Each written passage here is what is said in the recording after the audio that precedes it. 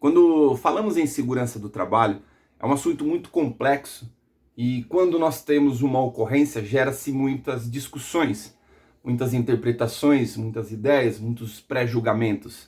Não é fácil falar de segurança do trabalho, devido a essa complexidade e interpretação que as próprias normas de segurança do trabalho nos apresentam. O que é importante nós avaliarmos, e aqui eu vou passar um pouco da minha experiência, aquilo que eu acredito, aquilo que eu venho desenvolvendo ao longo desses 23 anos que atuo na área, quero contribuir com vocês, não a análise de acidente, até porque quando nós falamos de acidente do trabalho, você precisa de ter várias informações. O que eu quero conversar com vocês aqui é sobre a importância da segurança do trabalho e a melhor forma de termos a gestão dessa segurança do trabalho. Primeiramente, precisamos entender algumas premissas. Precisamos entender que segurança do trabalho ela é legislação, ela é prevenção, ela é correção e ela é, novamente, legislação. E o que isso quer dizer? Quando nós falamos em legislação, nós temos a Constituição Federal, nós temos a lei máxima do país que determina o que deve ser feito sobre segurança do trabalho. Nós temos que entender que nós temos as legislações que embasam a nossa norma regulamentadora, nós temos que entender que nós temos a legislação até mesmo municipal ou a legislação estadual. E quando nós olhamos um pouco mais a fundo, com base na legislação, nós temos aqui as normas internas, também chamado como procedimentos internos. Em algumas empresas são chamados de procedimentos de trabalho, que levam-se à análise de risco, análise preliminar de risco. Cada empresa adota uma melhor nomenclatura de entendimento aos seus procedimentos, tá bom? O que eu quero apresentar para vocês, quero que vocês olhem com muito carinho, e antes de evoluirmos com esse tema, eu quero deixar para você o seguinte: pode ser que no final desse vídeo você venha olhar e falar, nossa, é mais um que está falando sobre segurança do trabalho com base num fato ocorrido. Pode ser que no final do vídeo você fale, olha, realmente eu não tinha visto a segurança do trabalho desse jeito. Pode ser que até mesmo você venha criticar tudo isso que eu estou falando. Não tem problema. Fique à vontade, tá? Tá tudo bem. O importante é nós buscarmos o melhor entendimento. E por que eu falo não tem problema? Tá tudo bem. Porque eu não sou o dono da verdade e quero contribuir com você com a minha experiência, com a minha vivência na área de segurança do trabalho. Bom, quem sou eu? Eu sou Renato Flores, atuo como técnico de segurança do trabalho há mais de 20 anos. Hoje sou consultor de segurança do trabalho, sou palestrante, tenho treinamentos voltado à área de liderança, voltado na área da responsabilidade legal e do desenvolvimento comportamental. Já atuei como professor, já atuei como técnico de segurança direto em grandes obras, em grandes projetos por boa parte do Brasil. Hoje tenho uma empresa de consultoria e de treinamentos especiais de desenvolvimento. Atuo também na área de coaching com PNL, Programação Neurolinguística. O que eu quero dizer para vocês? Quando nós temos um acidente, como foi apresentado, e aqui, para aqueles que estarão nos assistindo e não viu, houve uma ocorrência, determinado acidente, onde o funcionário ficou pendurado através do cinto de segurança, conectado a um talabarte, e esse estava atracado num ponto qualquer ali. Nós não temos essas informações, então eu não posso passar para você com clareza todas essas informações. E fica difícil gravarmos esse vídeo, falarmos para você sobre essa ocorrência. Então, não quero aqui especificar um único acidente. Eu quero aqui deixar claro o análise de um acidente do trabalho para que possa contribuir com você, ou até mesmo que você venha contribuir comigo com as suas informações. Deixa aqui nos comentários, eu quero te ouvir para melhor entendimento do pensamento de vocês na área da segurança do trabalho, ou até mesmo você que é da liderança, você que é operacional, que possa vir assistir esse vídeo. Eu quero te ouvir para entender melhor e poder contribuir ainda mais e melhor com vocês na área da segurança do trabalho. A segurança do trabalho, algumas premissas, como eu estava dizendo, ela tem legislação, prevenção, correção e legislação. Legislação são as obrigações legais que nós temos que cumprir. Aqui entra o lado empresa e o lado funcionário, o lado empregador. Na NR1 tem um item que fala cumprir e fazer cumprir. O quanto a empresa está cumprindo e fazendo cumprir? Aqui vai muito mais além do que apenas dar treinamento, do que apenas fornecer o equipamento de proteção individual, do que apenas instalar os equipamentos de proteção coletiva. Aqui vai o fazer cumprir. O quanto você está fazendo cumprir a segurança do trabalho.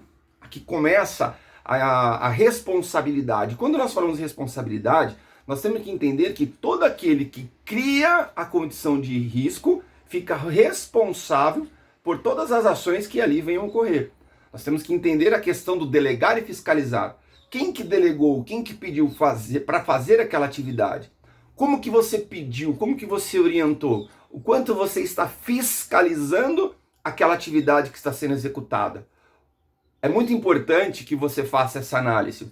No grau de responsabilidade legal, na hierarquia de responsabilidade legal, você vai ter o dono da empresa, você vai ter a gerência, você vai ter os gestores, você vai ter o gerente e engenheiro de produção, você vai ter supervisores, mestres, líderes, encarregados, e até mesmo a responsabilidade da segurança do trabalho. Lembrando que segurança do trabalho ela não executa, ela é uma equipe de assessoria, uma equipe de direcionamento, uma equipe que contribui com as informações. A responsabilidade direta pelas ações numa frente de trabalho é sim da operação, é sim dos líderes de equipe, é sim dos engenheiros. Só que por grau de responsabilidade hierárquica dentro de uma empresa, nós temos que entender que é aquele quem assina tecnicamente, através de uma análise de responsabilidade técnica, também conhecida como ART, aquele que assume a responsabilidade na execução da atividade, terá sim o seu maior importância na responsabilidade, seu maior grau de responsabilidade perante um fato ocorrido. Nós temos que entender que com base numa ocorrência, nós temos ali, teve um acidente, você vai fazer análise, investigação e apuração. Somente com base nessas informações, através de um estudo de causa, da árvore dos porquê, da árvore de causa, quando você fez análise e investigação, você analisou o fato, investigou a ocorrência, você vai começar a ter ideia da causa, do que originou aquela ocorrência. A partir do momento que você tem essa informação, você vai ter aí a causa. Quando você tem a causa, você entende e começa a ter a apuração do fato ocorrido. Somente a partir deste momento, você vai entender se houve negligência, imprudência ou imperícia. É difícil você falar se foi negligência da segurança do trabalho, se foi do próprio funcionário ou se foi da empresa. Você precisa ter o maior número de informação possível. Você precisa ter entendimento. Prevenção ou correção? Qual que é o mais barato? A prevenção é mais barata. A correção sempre vai custar mais caro, porque você vai precisar fazer a implantação daquilo que você não fez, você vai ter que fazer a correção. E quando nós falamos prevenção, é tudo aquilo que você tentou colocar para evitar uma ocorrência. Legislação, obrigatoriedade de se fazer a segurança do trabalho. Tudo isso é legislação. Prevenção, tudo que você tenta fazer para evitar um acidente. Correção, houve um acidente, o que você vai fazer para evitar que aquilo venha acontecer novamente? Só que mais preocupante é que na correção ela é punitiva. Por que ela é punitiva? Alguém pode tomar uma advertência, alguém pode ser responsabilizado legalmente. Aqui nós vamos entrar na parte jurídica, na parte legal, na legislação. Você tem responsabilidade legal sobre a vida de alguém. Toda vez que você deixa de cumprir um item de segurança do trabalho, um item de norma de segurança do trabalho, você tem uma contravenção penal. E o que é uma contravenção penal? A contravenção penal é um crime de peso menor, é um crime que é mais aceito pela sociedade. Por exemplo, nós temos aí o jogo do bicho. É errado, é proibido, mas tem muita gente que faz, isso é uma contravenção penal. Deixar de cumprir o item de segurança do trabalho já é uma contravenção penal. Então entenda que quando você teve um acidente de trabalho, você já pode ser indiciado por contravenção penal. O fato de você expor a vida de alguém ao perigo, você já pode ser indiciado por tentativa de homicídio. Quando você tem um acidente do trabalho, você pode ser indiciado por tentativa de homicídio ou até mesmo por homicídio culposo ou doloso com ou sem intenção de matar.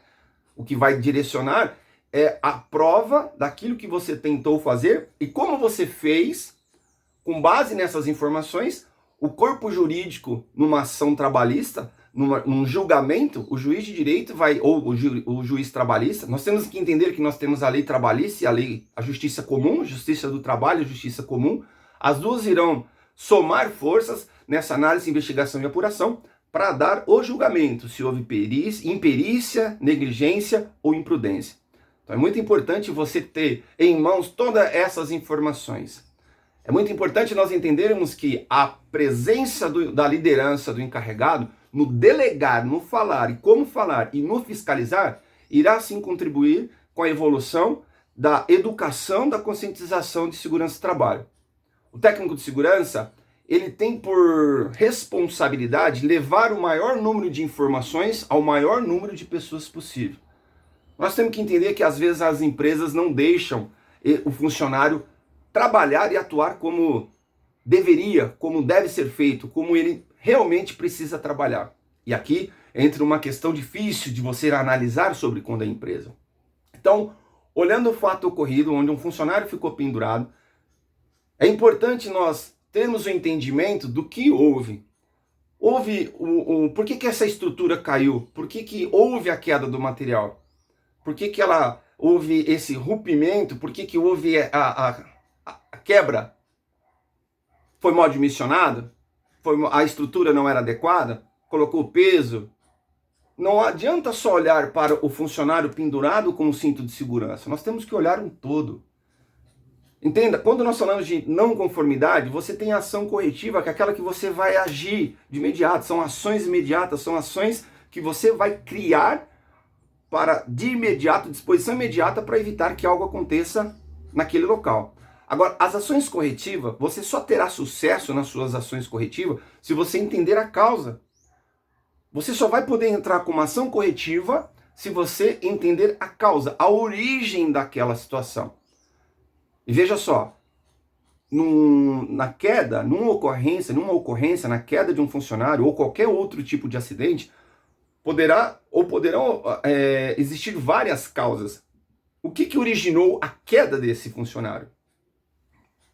A NR35, norma regulamentadora que trata exclusivamente sobre segurança do trabalho para trabalho em altura, ela fala de planejamento, organização para depois execução. O quanto foi feito de planejamento?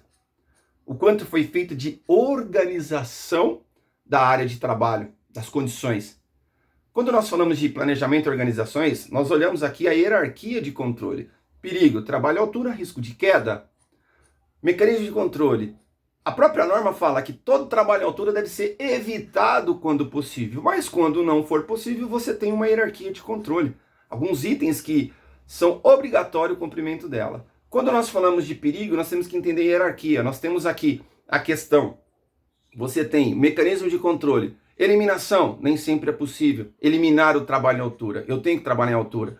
Você tem a substituição. Não é possível. Você tem que trabalhar. Nem sempre é possível. Você tem que trabalhar em altura. Então entra controle de engenharia, controle administrativo e, por último, não menos importante, nós temos EPI. Trabalhando esses últimos três, dentro dessa hierarquia, 1, 2, 3, 4, 5, nós temos que entender que controle de engenharia, tudo que você disponibiliza para a realização da tarefa, tudo que você cria como condição, e aqui condição lógico, condição segura para a realização de uma tarefa. Quando você fala de condições de controle administrativo, é todo o gerenciamento organizacional dessa operação, as documentações trabalhistas. E veja só, não adianta ter só documentação trabalhista, documentação de segurança do trabalho da atividade. Como, por exemplo, análise de risco, permissão de trabalho, checklist de equipamentos, o próprio croquis, o próprio projeto de instalação de uma determinada estrutura, seja bandeja, seja escada, seja andaime, seja qual for. Você tem toda a documentação necessária para a execução de uma atividade.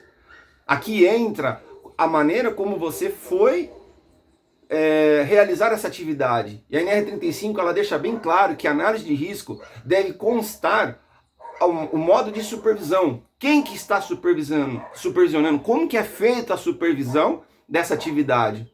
E olha só que impressionante. Eu, como consultor, atuo em diversas frentes de trabalho e é muito claro quando essa falta dessa informação nas APRs.